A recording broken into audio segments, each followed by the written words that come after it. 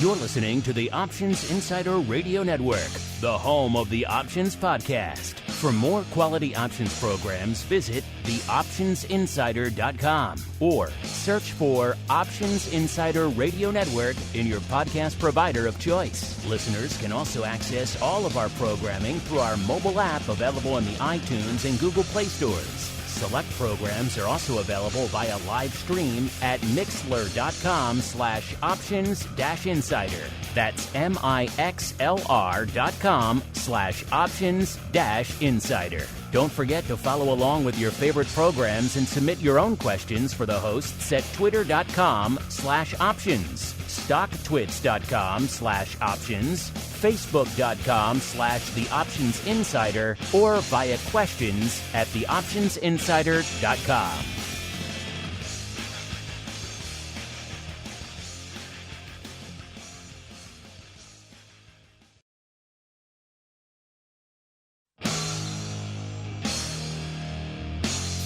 And now, it's time for the show that breaks down the options market from unusual activity alerts to market analysis, strategy overviews, listener questions, and much more. If it involves puts and calls, then our all-star panel will break it down. It's time to hit the Option Block with your host, Mark Longo from the Options Insider Media Group, and co-hosts, Uncle Mike TOSAW from St. Charles Wealth Management, along with Mark the Greasy Meatball Sebastian and Andrew the Rock Lobster GIOVINAZZI from OptionPit.com. And now, get ready to hit the Option Block.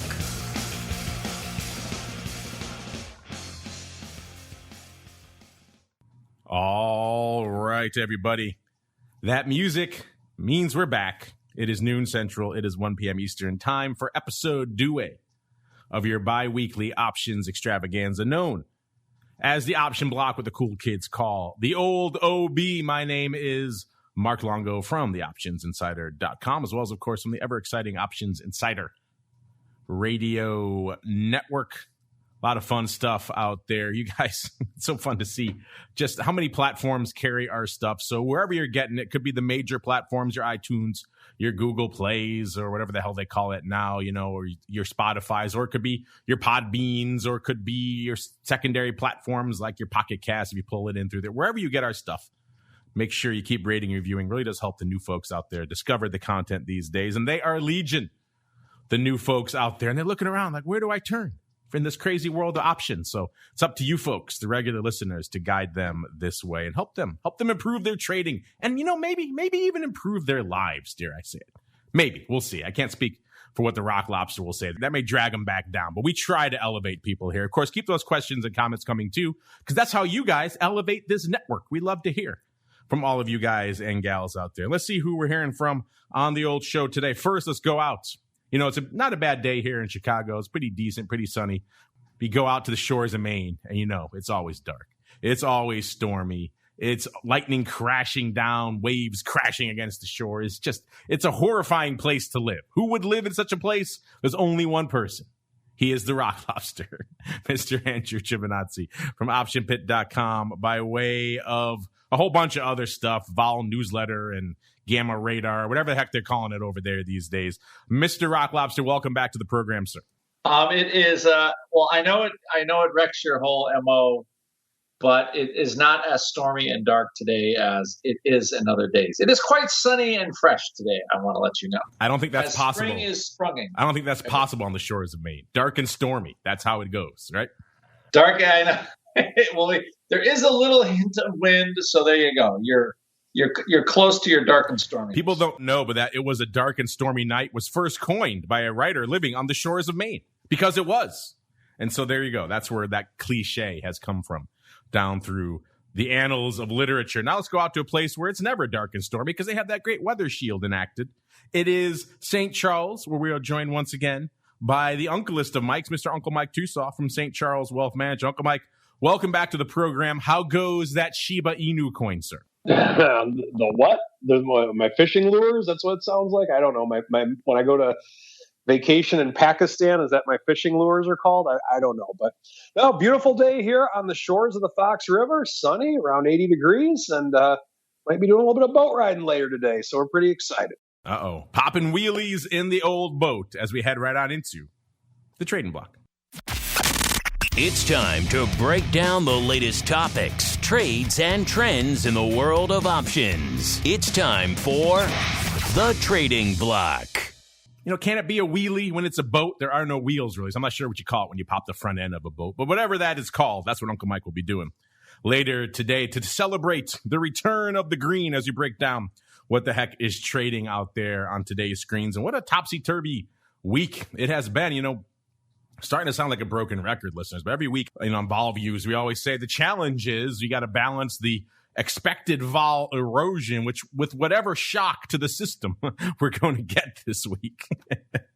And that's always the delicate dance, right? It makes for great trading. A lot's been moving up. Hopefully you folks are doing well, keeping your heads not just away from underwater, but actually swimming, making some money out there these days, because it has been choppy, has been a lot of back and forth, particularly in a lot of the products we'd like to talk about on the show today. Coming into the shows today, we are seeing the return of the green on the screen. Most of the major indices firmly to the upside today. NASDAQ up 1.6%, so leading the charts to the upside, closing in on 1 2/3%.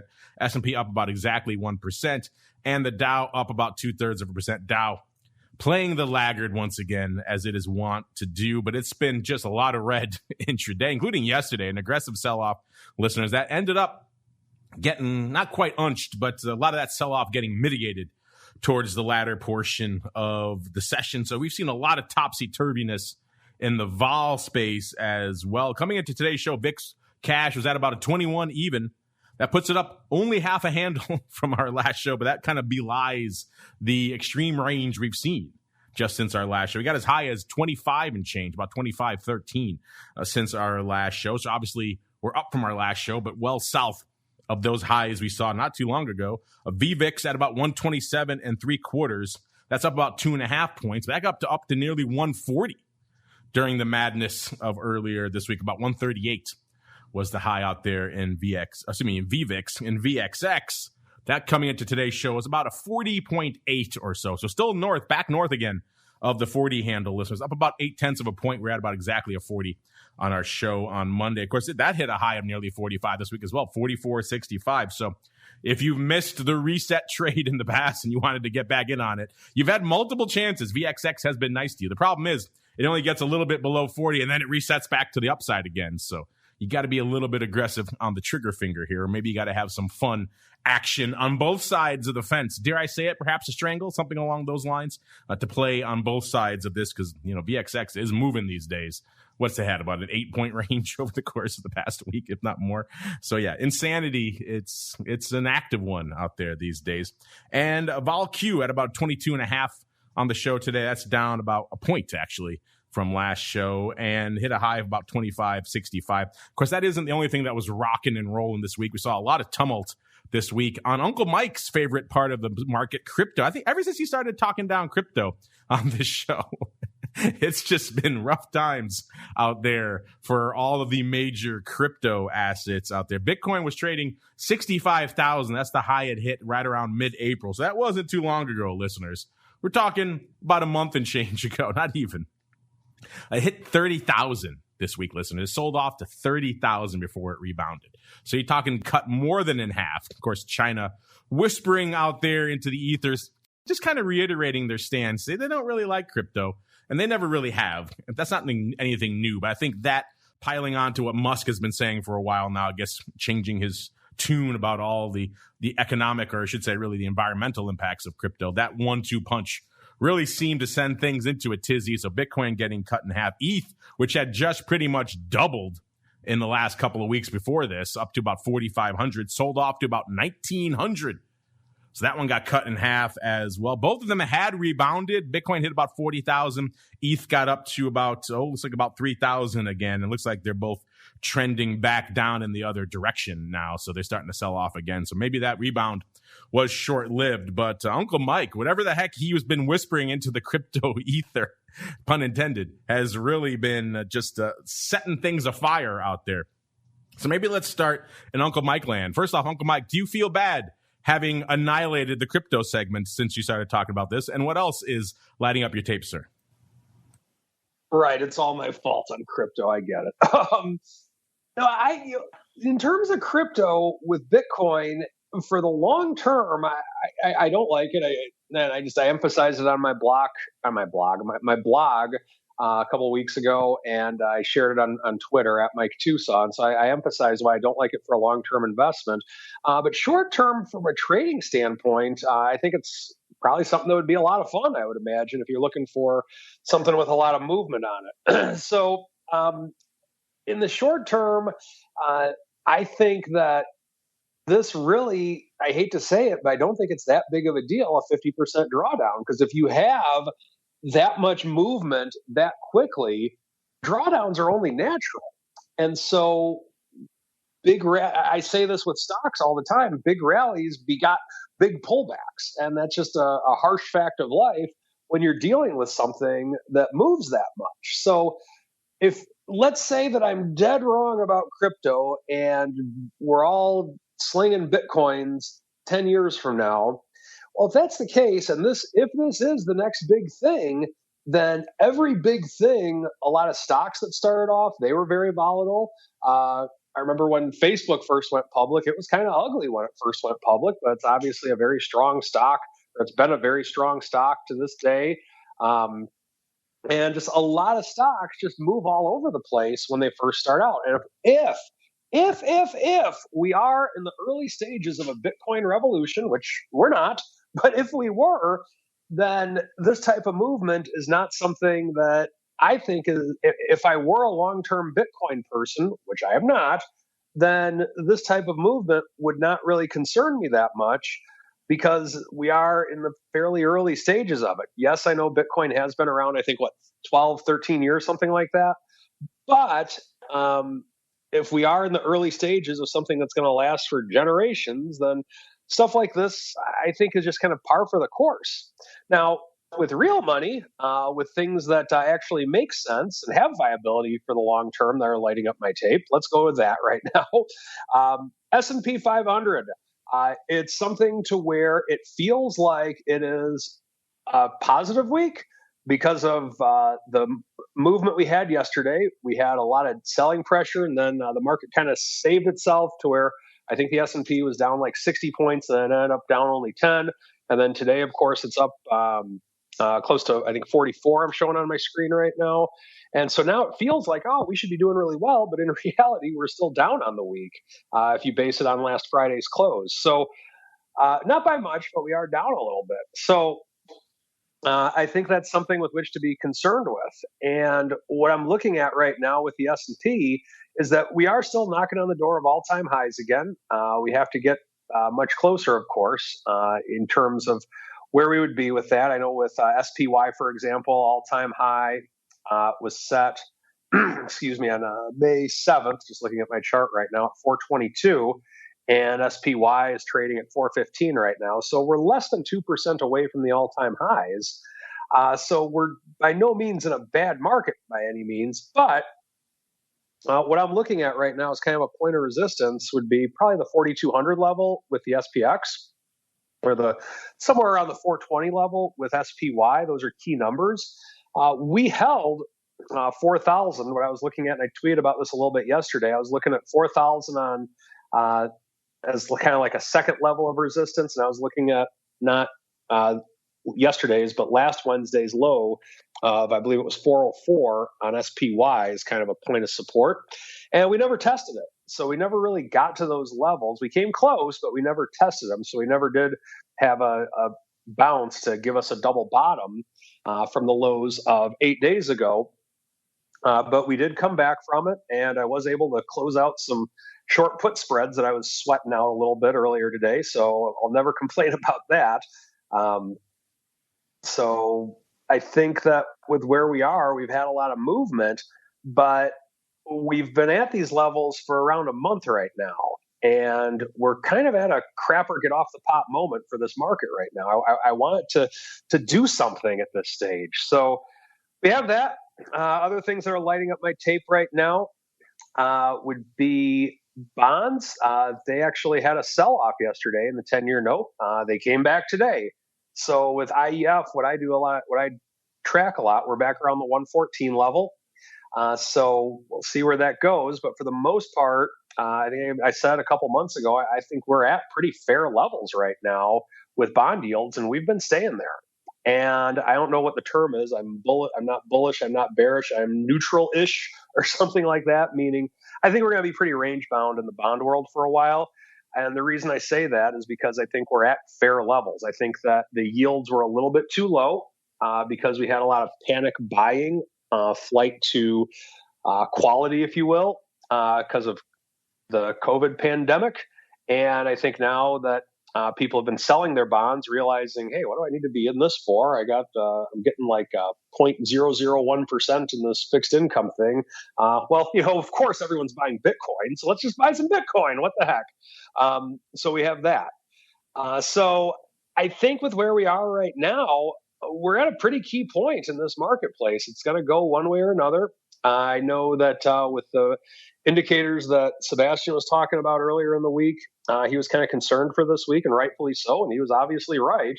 But I'm also curious to hear Andrew's take on what the VIX is doing and how that could affect the markets in the near term, because I got out of a lot of short premium today, and I took advantage of this rally, or my short put spread premium, because if we do snap back, this week has shown that the market can be a very mean and nasty place to be. And I'm waiting for us to have another snapback before I get into some more short put premium. So that's what I'm seeing right now. And hopefully I don't get hate mail from Bitcoin people. You're going to get it. We have Mr. Unlimited in our chat room saying your blog must have gone viral, Mike. That's really what sparked the sell-off in crypto. So there you go. And Acquiring Minds want to know, Uncle Mike, what's it going to take for you to buy some Dogecoin? How low does it have to get, sir, before you put it in the strategic night? Gosh, the day they put that in the strategic night's the day that I'm going to be leaving RCM. I'll put it at that. There you go. Ooh, an aggressive line in the sand. If they pick up Doge, Uncle Mike is out.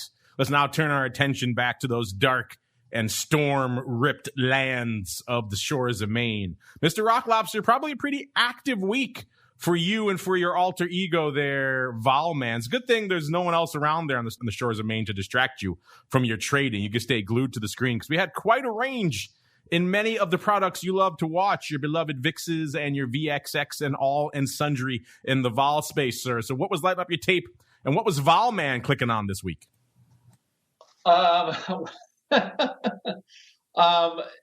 I guess the simple answer is there was a lot of trade. There were some options.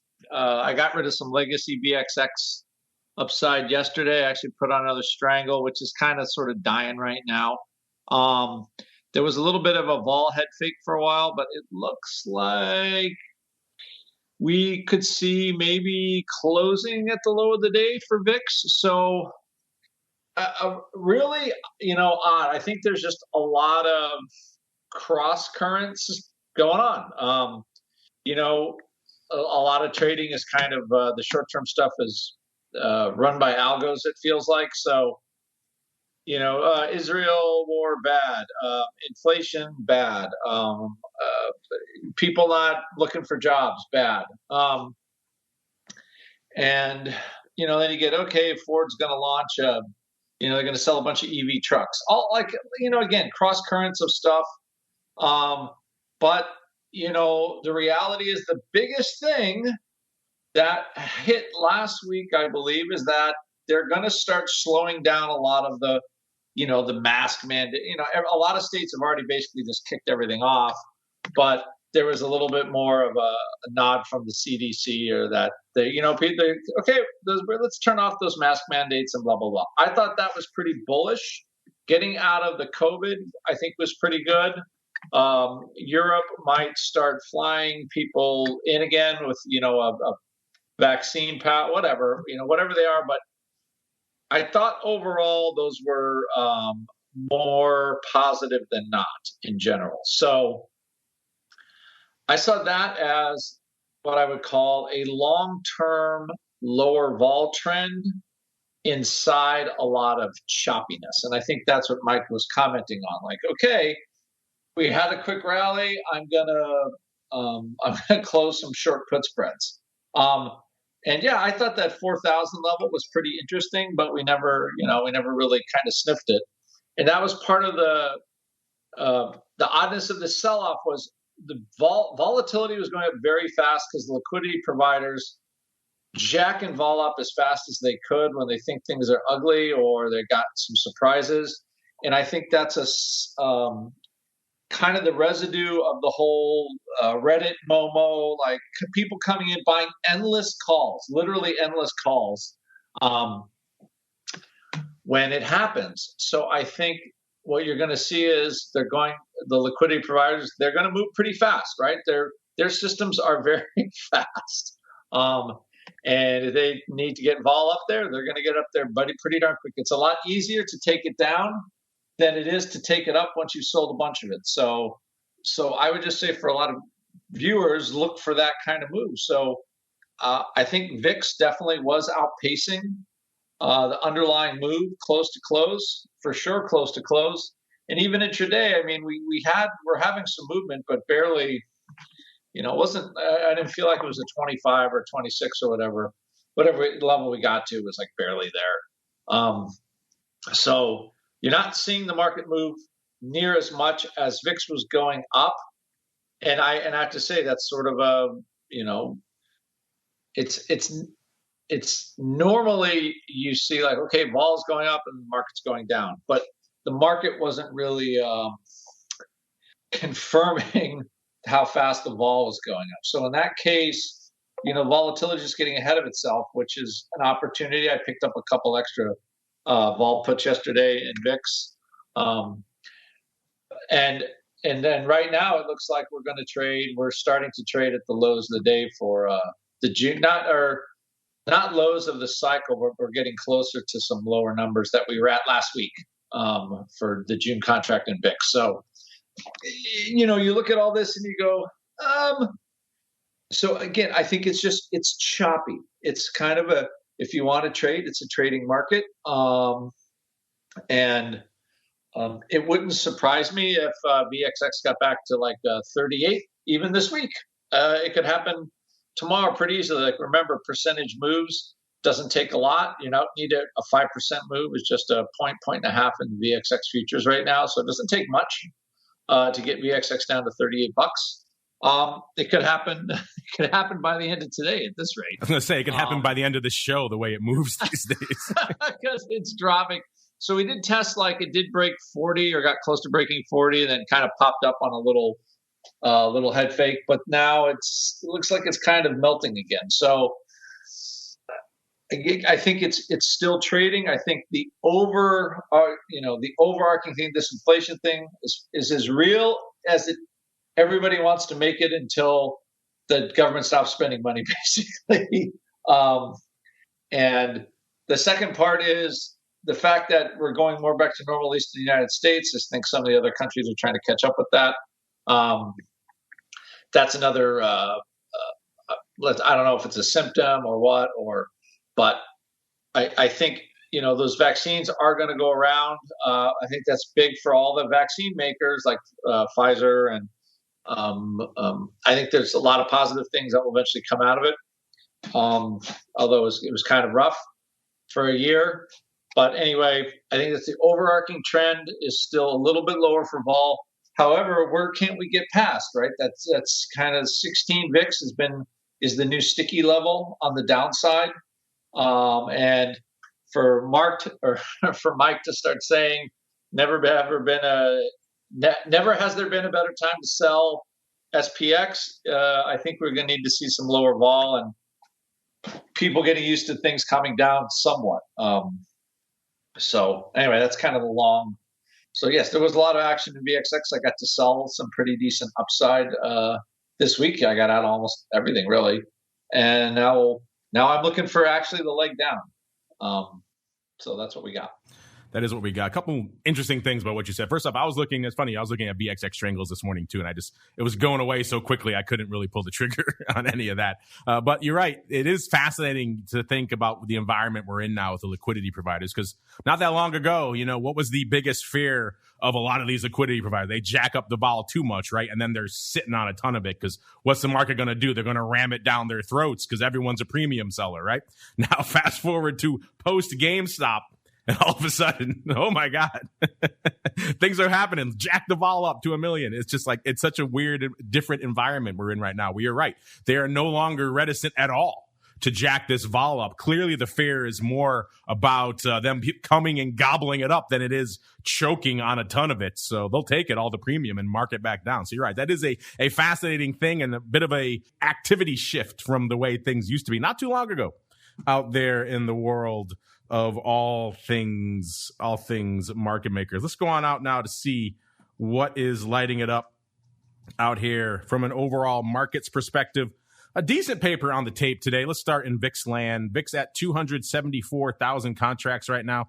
The ADV has ticked up quite a bit. It's threatening 600K, 577,000 right now. So that's quite an uptick from threatening to break 400K in the other direction not too long ago. So there's a little bit of topsy-turviness, this little bit of market makers not being reticent to jack the vol has helped contribute to a little bit more ADV, a little bit more meat on the bone out there in VIX land right now. SPY at about 2.7 million. That's about roughly where it is usually this time on Showtime. So not a ton of paper going on there. ADV 4.4 million out there. The S 750,000. It's like clockwork. It's usually at exactly that level at this time of the show, and it pretty much is again. ADV 1.26 million. So that ADV has ticked up a little bit over the course of the past couple of weeks. It was down to about 1.15 million, I believe, but not a huge change out there. The Q's already closing in on 1 million contracts right now, 976,000. The ADV is 1.3 million. I think they're going to hit that today. It's a pretty fair bet. And the small caps at about 250,000, pretty much exactly right now, at least out there in IWM. The ADV, 557,000. Is it a big small cap party? We'll find out more when we get on into TWIFO a little bit. I got Dan Graham's joining me again on that show. That's going to be a fun one. He's always great. He can talk, these few guys who can talk about every futures product on the planet and do so intelligibly. It's fascinating to just let him run. So we'll have some fun conversations coming up in exactly an hour on TWIFO. So set your clocks for that. In terms of what's lighting it up out there in the single names, listeners, it's actually a pretty decently active day. Cost you 202,000 contracts to break into the top 10. So that's up from the $130s, $140s, $150s we've been seeing of late. That gets you to Palantir. Palantir threatening to fall out of the top 10 today. A paltry 202,000 contracts. That's actually not a lot for Palantir. They usually do much more this time of the day. Number 9, cover your ears, Uncle Mike. It's Cisco. 207,000. They're in the midst of a post-earnings blush out there. Let's see what our old friend Cisco. I tease Uncle Mike. He hasn't traded this thing probably since option block 150, which, by the way, coming up on the big 1,000 spectacular, listeners. That's on Monday. Hard to believe. Hard to say that with a straight face. We got some fun surprises. Got all sorts of fun. Did you like our election night spectacular? Going to do something kind of like that for the old OB on Monday. So stay tuned. Special guest stars aplenty.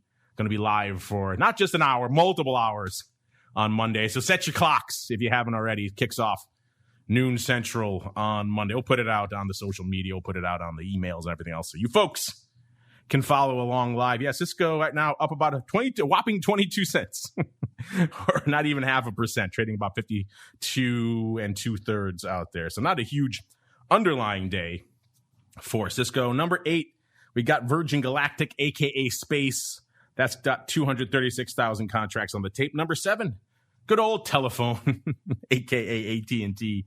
Can't get past calling it Telephone. It just seems so idiotic to me. 244,000 contracts for number 7. Number 6, Facebook, 258,000. Number 5, we got the Symbol Twins. First, AMC, 278,000. Then we jump up a whole bunch to its compatriot there, AMD, with 418,000. That's a huge gap.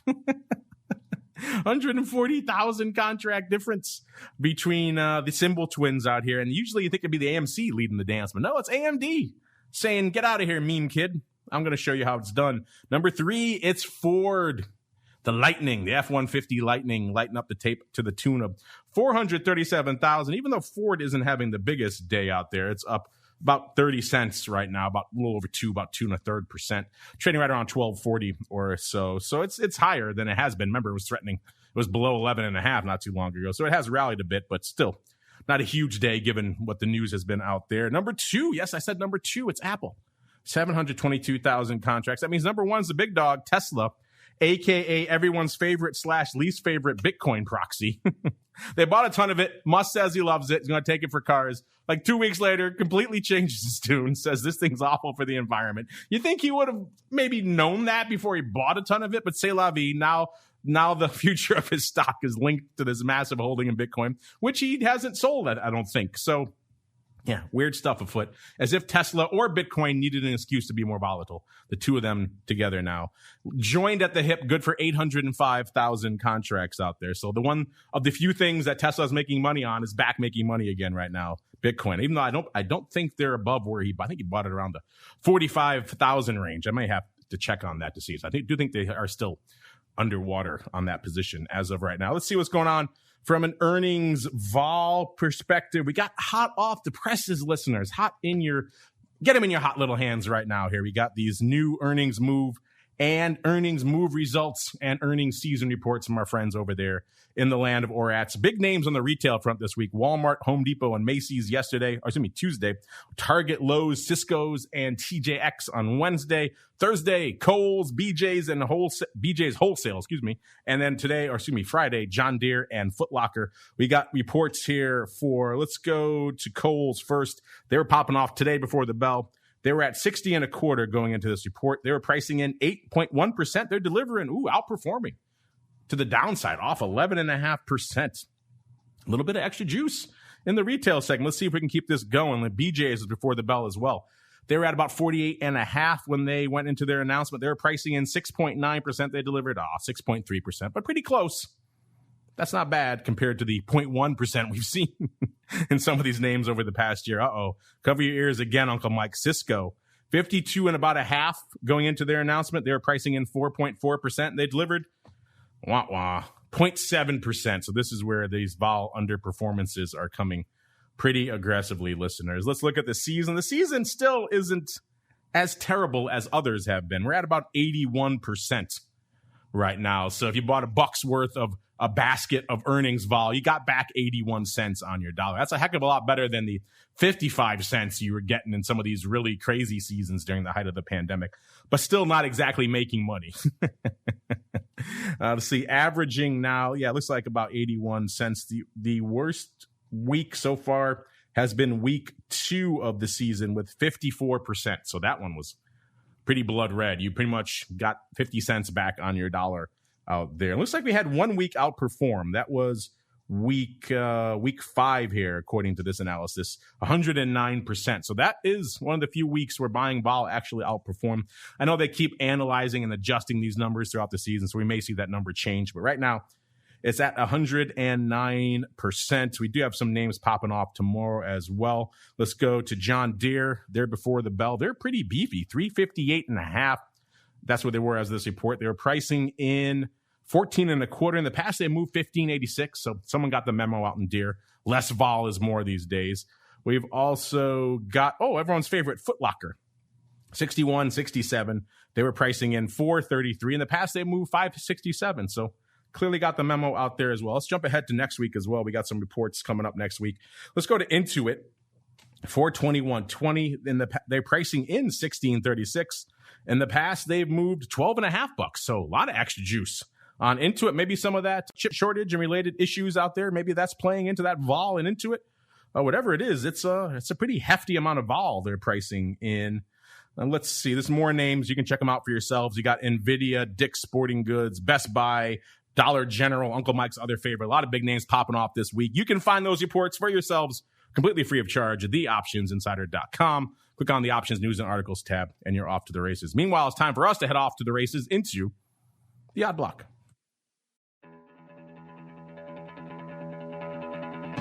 It's time to break down the most interesting, unusual, and downright questionable options activity that's been identified by theoptionsinsider.com.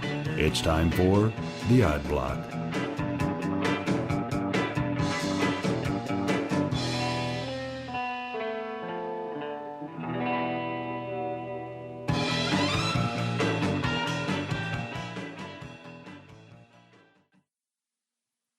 All right, everybody, let's do it. Let's unleash our Eye of Sauron upon these wild markets and see what it fixes its gaze upon first. And first, this is probably a newcomer. I don't recall this one. If it's not, we haven't talked about it in quite some time. This is AES Corp, ticker symbol, appropriately enough, AES. If it was DQX, I'm out, kicking them out of the odd block. This is a power company out of Virginia. And let's see, this is a name that's trading about 25.5 right now, up about half a buck or about 2 1/3%. So a decent day out there for AES. This is a name that's also had a pretty decent year. Let's go back a little bit farther first and see how low this got in the Great Nadir. On this one actually got its worst sell-off, not in March. This one actually sold off in March, but it kept selling off into May. It hit 1175 on May 15th, not March 15th. That's kind of interesting. Unlike a lot of the other names where they had already rebounded a bit when we start looking at them from a year ago into May, this one name was pretty much right at its low for the year at this point. So this one continued selling off beyond March, which is interesting. So a year ago, they were trading 12.31. So they've had quite a run since then. It's been pretty much a long, straight trajectory up here right now. By December, they were trading about 21 bucks, so they had rallied quite a bit. Then they topped out, looks like, on January 20th at 28, pretty much even. Then they gave it up. A lot of fits and starts here coming after January. Then they sold back down from 28 down to about 22 and change. Then by mid-February, they had rallied again to about 29. And then they sold off again in March to about 25. Then back up again in mid-March to almost 29. And then back down again to about 25 and change. They did this a number of times. Most recently, in about mid-April, they got up to about 28 and, looks like about 63 or so. And then they started selling off again to about last week where they bottomed out around, looks like 24.44 before rebounding a little bit to where they are right now, back to 25 doubles, ticking up another nickel out there. So it's been a long and sordid journey, mostly up with a few fits and starts along the way coming at the start of this year. Let's see what our Eye of Sauron found out here. We found the June 26s, so about half a buck out of the money calls, going up for 60 cents. They were 50 cents at 60, and let's see, that's about a 30 vol, pretty much exactly. There are earnings, but they are beyond this option's lifespan. Their next earnings are August 5th. So this is not an earnings play. Mr. Rock Lobster, this seems to be kind of just some old school odd block paper, someone coming in, scooping up some upside calls, lifting the offer, not really working it, but they're getting 5,000 in a relatively sleepy options volume, at least name.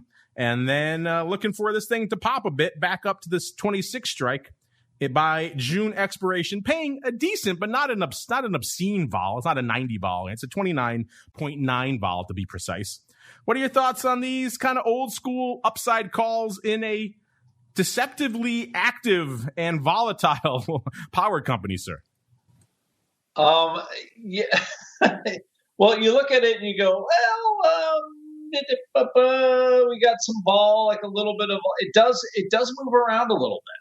So, and I think a lot of these power companies are, they start saying green this and green that. I don't know if AES is one of them, but you turn your company into a Tesla if you become a green technology power company that starts to get a multiple. So, it does have quite a range. So it does look like old school. Just, hey, we're going to buy some calls and see what's going on. Relatively inexpensive. Relatively inexpensive. It's only a 28 vol stock. But I mean, I've seen worse purchases, but it does look like the calls are still 6,000 of them have traded, and they're still at 60, pretty much all you want. So, well, I'm in between on this one. I have to be honest with you. Yeah, I'm kind of like you. I don't hate it. I hate a lot of the upside call buys we see. I don't hate this one as much. This one doesn't offend me. I think you have a chance of at least scratching these sometime in the next couple of weeks. Right? This thing moves around enough. You're taking a not super expensive swing. You're not going all the way to like 30. You're just going to the 26 handle. It's not a ton of vol. It's not a ton of premium. It's not as outlandish. I'm okay with this one, Mr. Rock Lobster. I'll allow it. What do you think? Yeah, I think it's okay.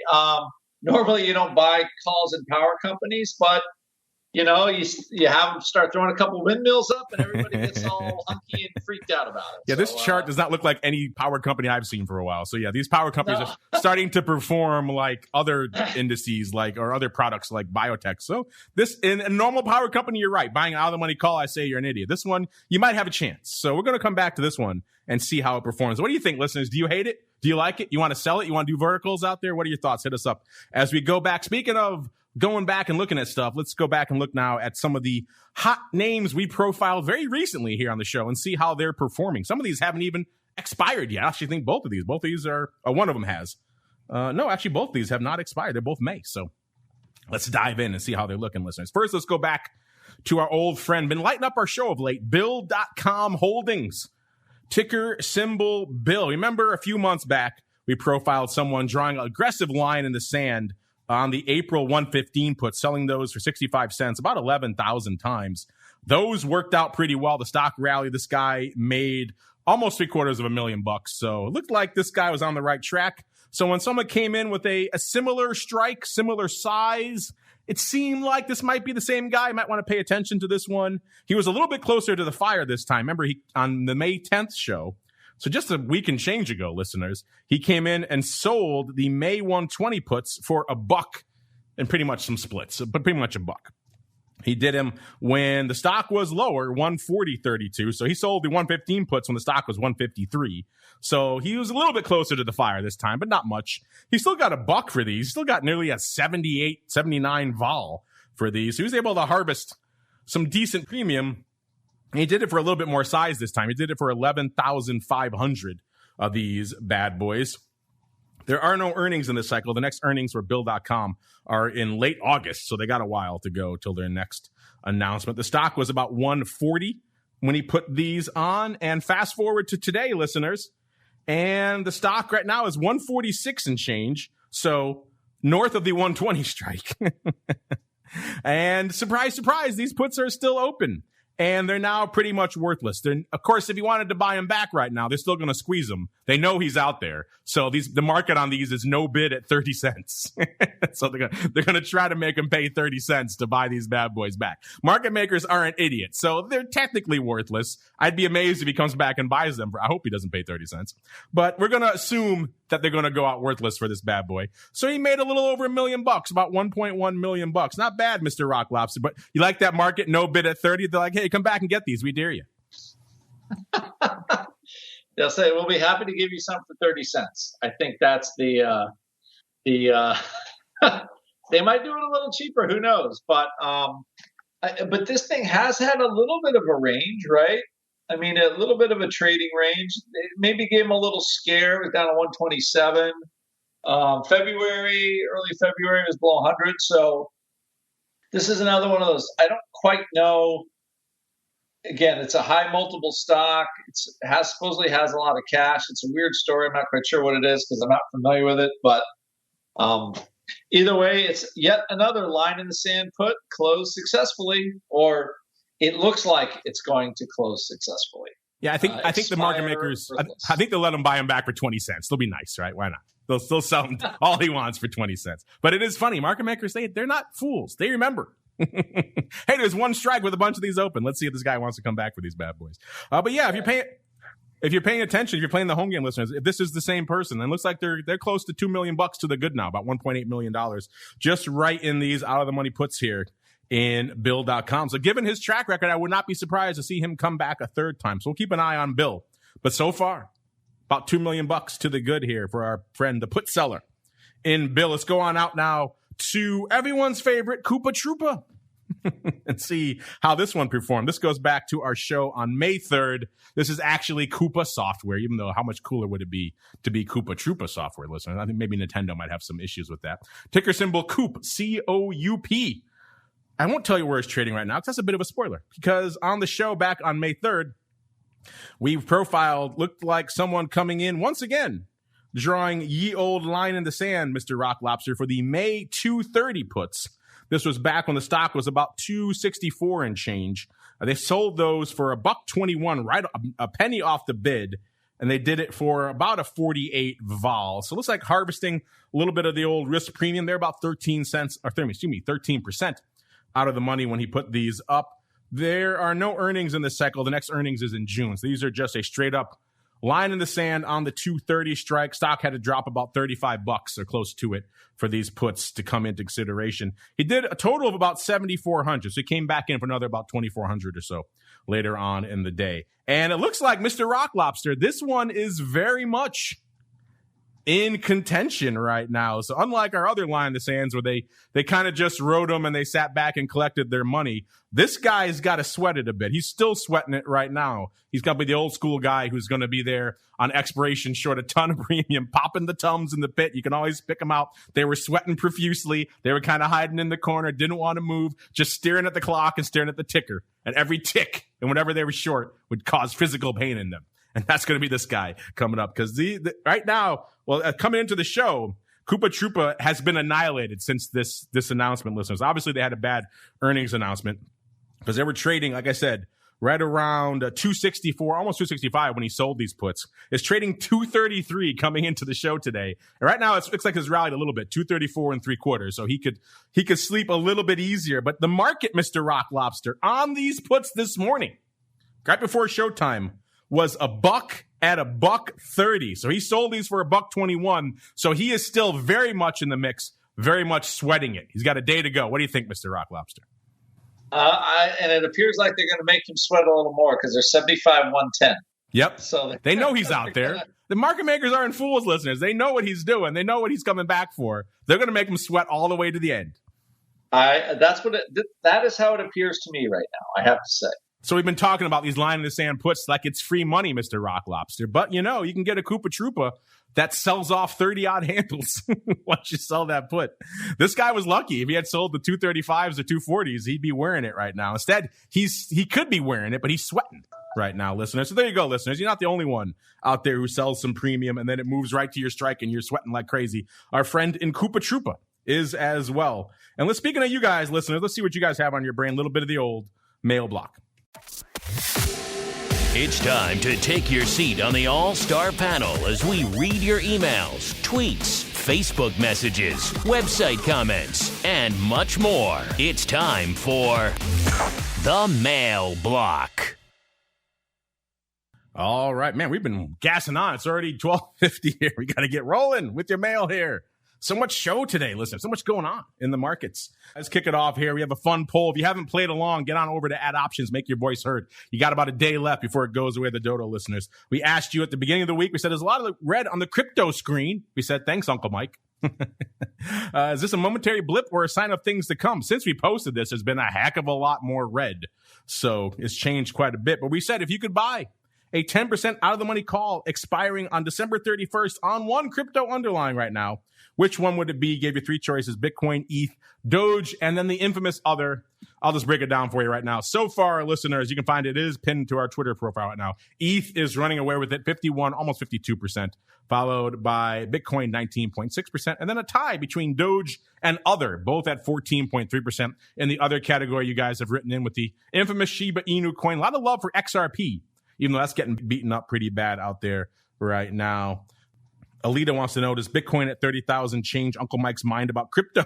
Did he buy any down there? I'm going to go out on a limb and answer for him and say probably not. I don't think he bought any, but I'll let him chime in a second to see if he did. If he couldn't resist, he bought Bitcoin at 30,000. All right, next up, we got a question here from Max. Max wants to know, when are you launching the cool new stuff for the network? I've been listening for years and have been looking for a way to support the network for a long time. Well, thank you, Max, and everyone else out there who's expressed similar sentiments. He says, I hope you open up the doors to your fans so we can help support the network as well, not just the big firms. Keep doing what you're doing. You're one of the good guys. Well, yeah, Max, we thank you for that sentiment. A lot of you people have expressed similar thoughts. You've been listening to the network for a long time, many years, and you want to know how you can participate on a more active level than just listening to the shows. And we still love all of our big partners. They do support the network. They do keep all the content coming to you out there. And we're going to keep doing that, of course. But yeah, there's going to be some interesting new wrinkles. Stay tuned to the big Option Block 1000th episode spectacular coming on Monday, where we will announce all of these fun new things. It's going to be fun. It's going to be exciting. It's not going to be anything we're not taking away. We're just going to really add more wrinkles for you folks out there who really want to dive in and sink your teeth in. So it's coming. Going to flip the switch on Monday. So stay tuned for all that goodness out there. Thank you, Max, and everyone else who's expressed similar sentiments.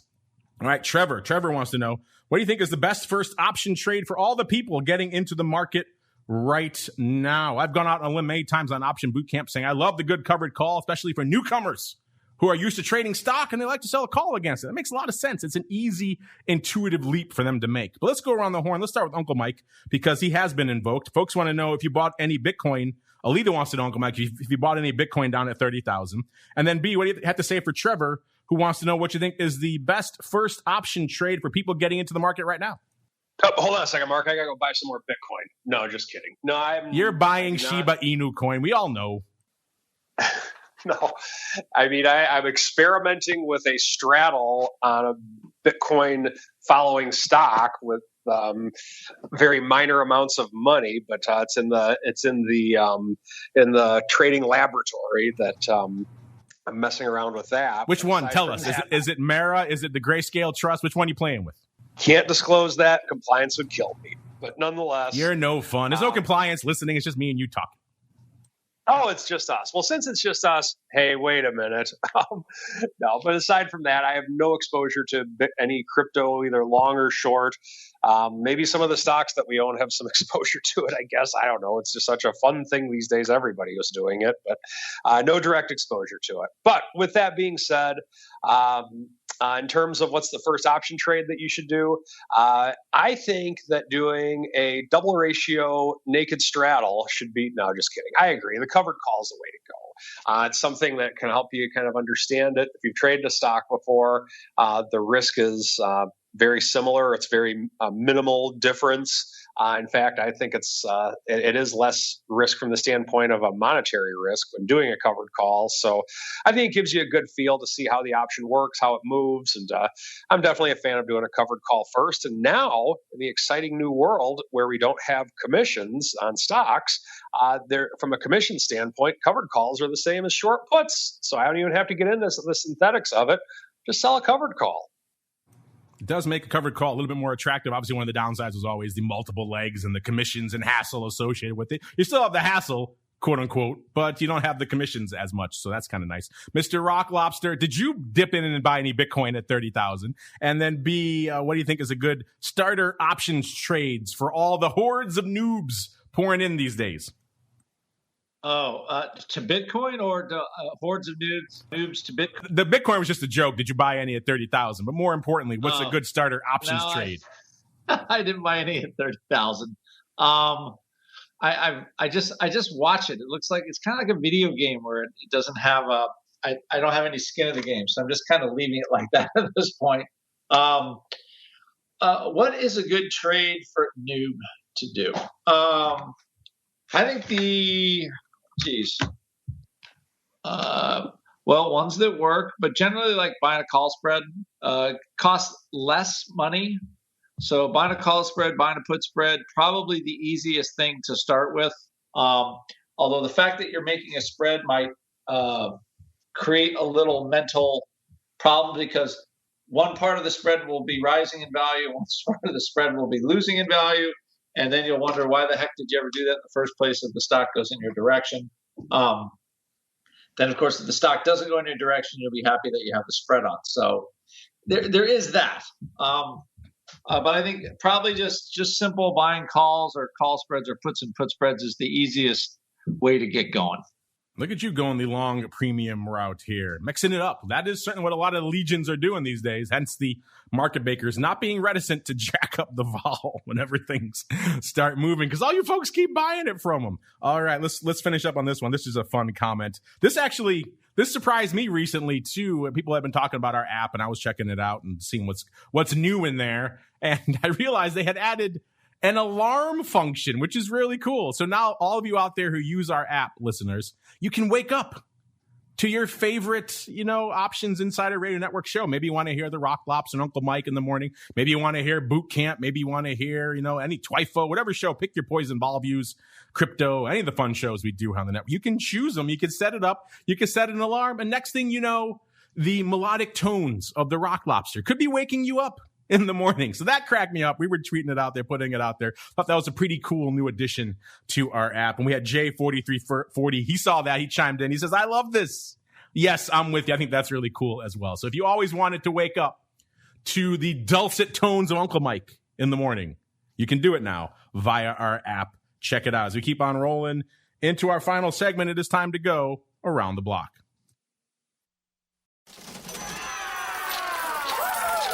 It's time to tell you what we'll be watching on our trading screens until the next episode. It's time for Around the Block.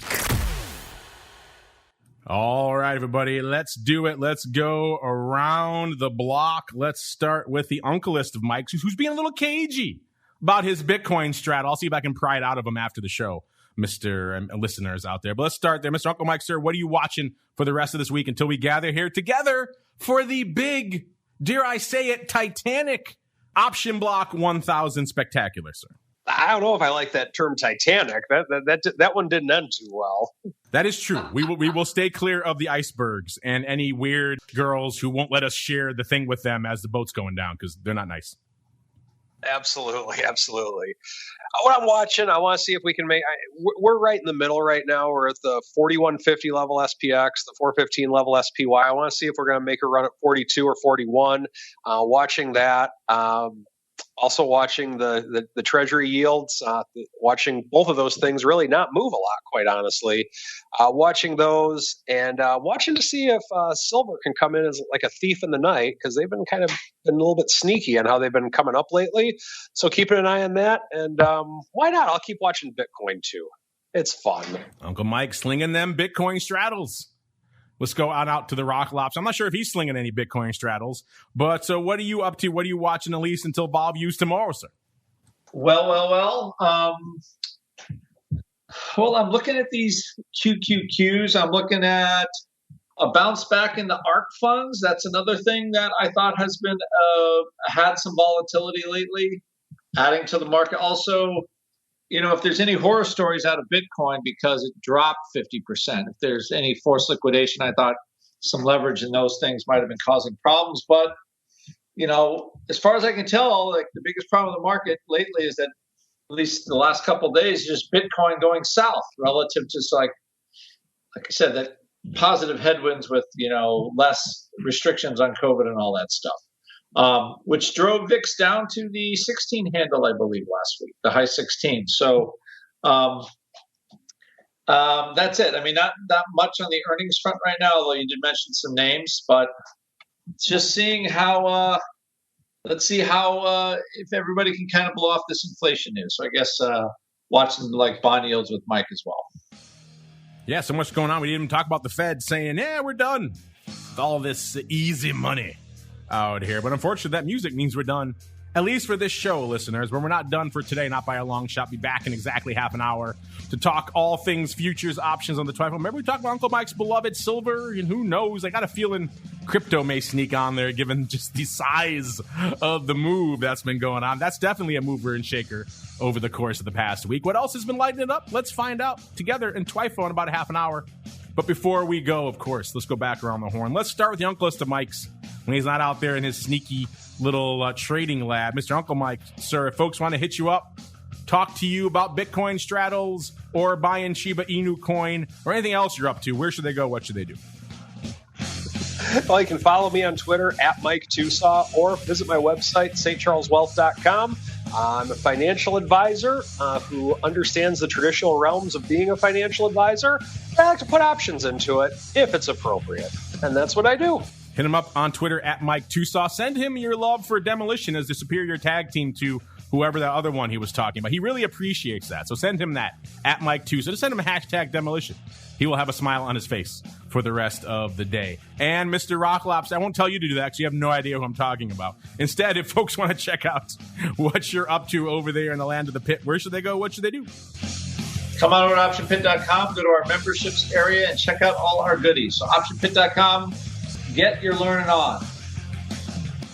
Get your learning on. You too can go off and rest. Prepare yourselves for the great, dare I say it, legendary, I won't say Titanic, Option Block 1000th episode spectacular. Never done a 1000 episode thing before, so This is going to be fun. Stay tuned Monday, noon Central, 1 p.m. Eastern. But before we do that, a lot more coming up before that, including TWIFO coming up in half an hour, Vol Views tomorrow. Then it begins, listeners. Monday, Option Block 1000. We'll see you then. Listening to the Options Insider Radio Network, the home of the Options Podcast. For more quality options programs, visit theoptionsinsider.com or search for Options Insider Radio Network in your podcast provider of choice. Listeners can also access all of our programming through our mobile app available in the iTunes and Google Play stores. Select programs are also available via live stream at mixlr.com/options-insider. That's mixlr.com/options-insider. Don't forget to follow along with your favorite programs and submit your own questions for the hosts at twitter.com/options, stocktwits.com/options, facebook.com/theoptionsinsider, or via questions at theoptionsinsider.com.